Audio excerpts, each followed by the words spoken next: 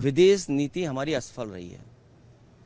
हमें दुख है कि जहां भारत का सम्मान दुनिया के कई देशों ने किया, लेकिन जब जरूरत पड़ी भारत को तो कोई देश हमारे साथ खड़ा नहीं हुआ। कोविड में हम लोगों ने थाली और क्या क्या बजाया, तो सरकार का सुनती है ना जनता। तो सरकार को ये फैसला लेना चाहिए कि अगले 10 साल में हम कोई चीन का सामान भारत में नहीं आने देंगे। क्या पहन के आए लोकसभा में बताओ, वही पहन के आया करेंगे। नहीं, लोकसभा में क्या पहन के आए बताओ, जो लोकसभा में पहन के आएंगे वही हमारी हर जगह ड्रेस होगी। पहले तो ये आपको स्वीकार करना चाहिए, दो अलग विषय हैं। सिंदूर ऑपरेशन में फौज के साहस का, फौज की बहादुरी का, फौज के पराक्रम का उनको हम बधाई देते हैं कि जिन परिस्थितियों में उन्होंने मुकाबला किया, और उन्हें अगर और मौका मिलता तो हो सकता था पीओके भी वो ले लेते। जहाँ तक पहलगांव का सवाल है, जब चर्चा पहलगांव पर होगी, उससे पहले भी एक घटना हुई है, आखिरकार उसकी भी जानकारी अभी जनता को नहीं मिली है। और आप तो जागरूक लोग हैं, पहलगांव में क्या हुआ और उससे पहले जो हमारे जवान शहीद हुए थे उसकी भी जानकारी और सच्चाई अभी तक नहीं मिली है। तो आखिरकार आतंकवाद और आतंकवादी घटनाएं बार बार क्यों हो रही बीजेपी की सरकार में, सवाल तो यही है। और फिर अगर घटना पहलगांव की हुई तो जो टेररिस्ट थे वो आसमान खा गया उन्हें, क्या जमीन खा गई। और इसको आखिरकार वो टेररिस्ट कहाँ हैं, उनको पकड़ना, उनके बारे में जानकारी होना, इस सरकार को जवाब देना है, क्योंकि सरकार इस पे जवाब दे सकती है। लेकिन पी चिदम्बरम का जिस तरह का बयान आया है कि इस बात के क्या सबूत हैं कि वो आतंकवादी जो पहलगाम हमला हुआ था वो पाकिस्तान से आया, इस पे सरकार ही जवाब दे सकती है। और कांग्रेस भी दिल्ली की सरकार में रही है तो वो पूछ सकते हैं, उनके स्रोत होंगे, उनकी जानकारी होगी। और एक सवाल सर, उत्तर प्रदेश से, उत्तर प्रदेश के जो मुख्यमंत्री हैं, सबसे ज़्यादा दिनों तक मुख्यमंत्री रहने का उन्होंने रिकॉर्ड कायम किया है। ये कोई रिकॉर्ड होता है? जो काम न करे, काम न करने वाले का अगर कोई रिकॉर्ड कभी माना जाएगा तो उत्तर प्रदेश के मुख्यमंत्री होंगे। और दूसरे का काम अपना काम बनाना, और डबल इंजन की सरकार। सोचिए, अभी तो दिल्ली वालों को ही नहीं पता है कि वो अंदर ही अंदर सुरंग खोद रहे हैं। लखनऊ वाले अंदर ही अंदर सुरंग खोद रहे हैं, ये बाद में पता लगेगा। इसलिए रिकॉर्ड की बात मत करिए कि इतने दिन रिकॉर्ड, ये कहिए कि कहीं ऐसा तो नहीं है लखनऊ से अंदर ही अंदर सुरंग खोद रही हो। सर, पहलगाम हमला के बाद हम कह रहे थे पाकिस्तान से सब संबंध खत्म किया जाएगा, लेकिन एशिया कप में भारत और पाकिस्तान का मैच। देखिए,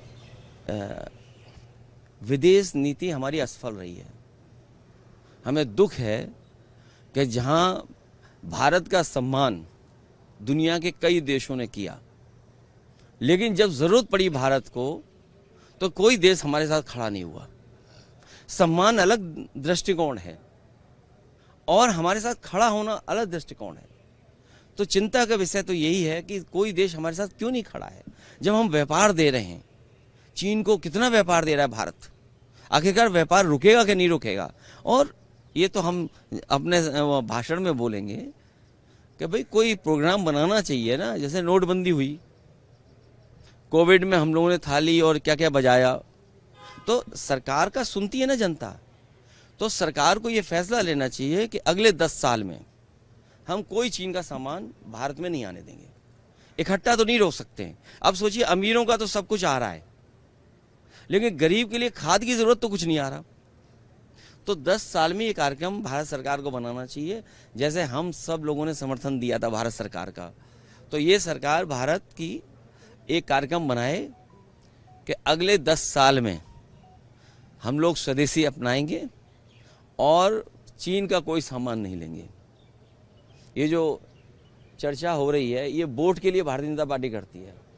पाकिस्तान से ज़्यादा इसलिए करती है क्योंकि उसे वोट भी चाहिए, लेकिन असली खतरा चीन से है। ये आप जितने लोग खड़े हो, जागरूक लोग, दिल्ली वालों, सब जानते हो खतरा चीन से है। पाकिस्तान से तो है ही, लेकिन पाकिस्तान से ज़्यादा हमें चीन से खतरा है। इसलिए भारत सरकार एक कार्यक्रम बनाए, 10 साल में कोई भी चीन का सामान हम लोग नहीं लेंगे। पाकिस्तान के साथ आखिरी सवाल सर, कि आरएसएस प्रमुख ने कहा है कि देश का नाम ट्रांसलेट नहीं होना चाहिए, भारत का भारत ही रहना चाहिए। नहीं, हिंदुस्तान भी अच्छा नाम है। हिंदुस्तान बहुत अच्छा नाम है, हिंदुस्तान के नाम में कोई कमी नहीं है। और भारत भी होना चाहिए, इंडिया भी होना चाहिए।